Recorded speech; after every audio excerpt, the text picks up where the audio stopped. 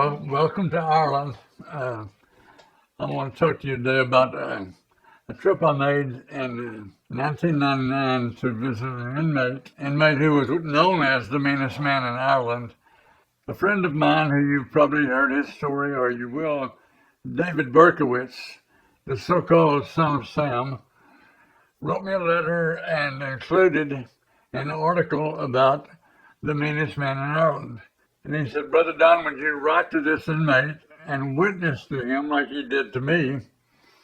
He said, I would write him myself, but I'm not allowed to write to other inmates. So I wrote to this man, Eddie Ferncombe, and he wrote me right back. He said, if you knew who I was, you probably wouldn't be writing to me. Or if I knew his reputation, he was a gang leader. And they had Eddie in the toughest prison in Ireland. It was built or used for the Irish Republican Army prisoners. And it was a dungeon.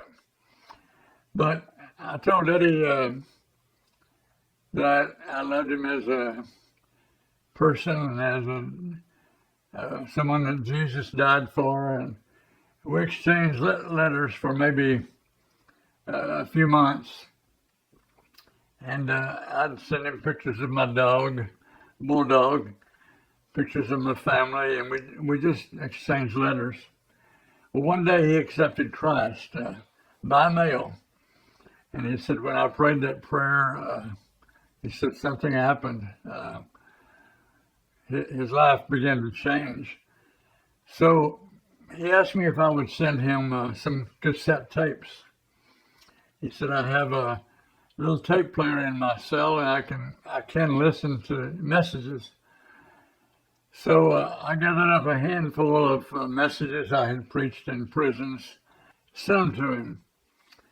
Well, he wrote me back and said, one of the tapes you were talking about demons, and as you talked about them, he said, I began to get very hot. He said it was the middle of winter, and I was stripped down to my shorts, but I was still just burning inside. And the more you talked about demons, the more uncomfortable I got. At any rate, he told me, he said, I need you to come to Ireland and take me through deliverance. Well, I barely knew where Ireland was. I'd never been there. Didn't know anybody in Ireland. So I explained that to him, that I didn't know anybody, and he said that there's a lady who writes to me who lives in Dublin. And he said, I'll ask her if she will meet you at the airport, guide you to a hotel. Well, when you think about that, I was thinking in terms of it's going to cost a lot of money for an airline ticket to Ireland and to spend a few days, and that's something we didn't have at the time. I told him I would pray about it, and as I prayed about it, things began to happen. One person gave me a first-class ticket to Dublin, Ireland. I mean, front row, first-class ticket. And I told Eddie I would come. I didn't know what the lady looked like, but he said she had my picture. Her name is Hillary Hughes. A great Christian. Well, she did meet me at the airport. We went to eat. She said, will you preach in my church in the morning? I attend a Methodist church here in Dublin. I said, sure I will. I preached at that church and actually told a joke about the Queen. I don't remember the joke, but the pastor of the church said, if you go to Northern Ireland, don't tell that joke. I didn't realize how divided that country was. I soon found out. But I preached at her church, and the pastor of the church said, well, would you preach at a friend of mine's church? It's an Anglican church, and he would like for you to come there tonight. Now, I've been there one day, and I'm preaching in two churches. So I go to this Anglican church, and it happened to be the church that the inmate's mother and aunt knew where it was, and he had told them, They both came to the service. I'm talking about Anglican church with a giant ceiling. Everything was gold plated, like a cathedral. When they started playing the organ, I thought Count Dracula was coming out or something. It was that kind of church. And at any rate, I'm thinking to myself as I'm getting prepared for the message, I'm just going to give them the whole load. Salvation, deliverance, everything. What are they going to do? Not invite me back? You know? So I did. And that particular night, Eddie's mother and his aunt both got saved. They both accepted Christ that night. Some other people as well. And then right after the service, I think it was called rector, the rector of the church said, "I'm so glad you did that." He said, "If I preached that message, they would run me off. But that needs to be preached." And he was very encouraged by it and encouraging. So on Wednesday, I was supposed to meet Eddie Ferncombe in his prison. And we had talked. I had sent him numerous letters that he could not carry unforgiveness and also receive deliverance. And we talked about that so many times because that's the number one hindrance to deliverance is unforgiveness. Unforgiveness is mentioned 250 times in the New Testament. Jesus talked about it numerous times. Even in the Lord's Prayer, he said, "Father, forgive us the way we forgive others." Failure to forgive is permission for demons.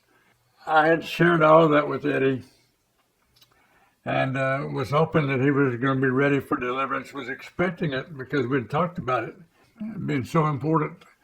So I'm watching them escort him toward the visiting room. There's 4 officers, 2 behind him, 2 in front of him. He has on waist chains, ankle chains, and cuffs. I'm thinking this guy must be something. So he comes in and he's smiling and he hugged me and was talking, but I couldn't understand him. He had such a deep Irish brogue. And I said, "Eddie, you're going to have to slow down." I said, "Do you hear me okay? You understand me?" He said, "Yeah." So anyway, we finally got where we can have a little conversation. And he said, "I can't forgive Brother Don. I can't do it."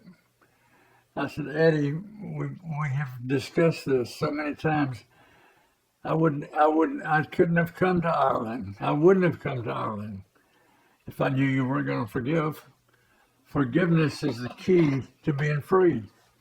He said, "Will you come back tomorrow? I'll do my best to forgive him tonight." I've heard so many people say, "Well, I've tried to forgive." You can't try, you just do it. You just make a decision to do it. So he comes back the next day. It's the same thing. They're escorting me down to the room. And they have a plexiglass, like a booth, in the wall where an officer stationed so he can see inside that room what's going on. And I'm thinking to myself, if Eddie has any kind of response, and sometimes that happens in deliverance, people will make some kind of movement, not always, but sometimes. So I was thinking, he's going to think Eddie's trying to hurt me. So I went over to the window, tapped in it, and I said, "Sir, I'm fixing to take this man through deliverance." He said, "Help yourself, lad, help yourself." That was kind of comical when I think about that. But Eddie's sitting across from me, got a big smile on his face. He said, "I did it, Brother Dunn. I forgave him." He said, "I even prayed for him like you told me to." So he was ready for deliverance, and it was fairly quick. It was like any other deliverance. He's a child of God now. And the Bible says deliverance is for the children of God. It's not for evil people, it's for God's people. Jesus called it children's bread. At any rate, Eddie had freedom, And that was in 1999. He's been out of prison since, right shortly after that. But he sends me text messages. He has my phone number, Happy Thanksgiving, or, something like that. Well, I was on the Sid Roth show several years ago. Sid had read about Eddie's conversion and my part of it, so I was invited there, and that was one of his questions on the air. Well, he had already asked me beforehand, could he call Eddie for to come and talk to him? Well, I hadn't thought any more about that till the middle of the program. He said, see if you recognize this voice. And it was a phone call that Sid had made to Eddie Ferncombe. And he said, Eddie, can you tell me what it felt like when you went through deliverance with Don? And he said, oh, man, it was just peace. It was better than the best drug I've ever had. Just peace, man, just peace. Well, Eddie's living a normal life now, somewhere in Dublin. At any rate, I want to leave you with this. Forgiveness is the most important thing you will ever do in life. Just turn it loose like it never happened. Forget about it and let God deal with it. He'll bless you. He'll bless the other person too.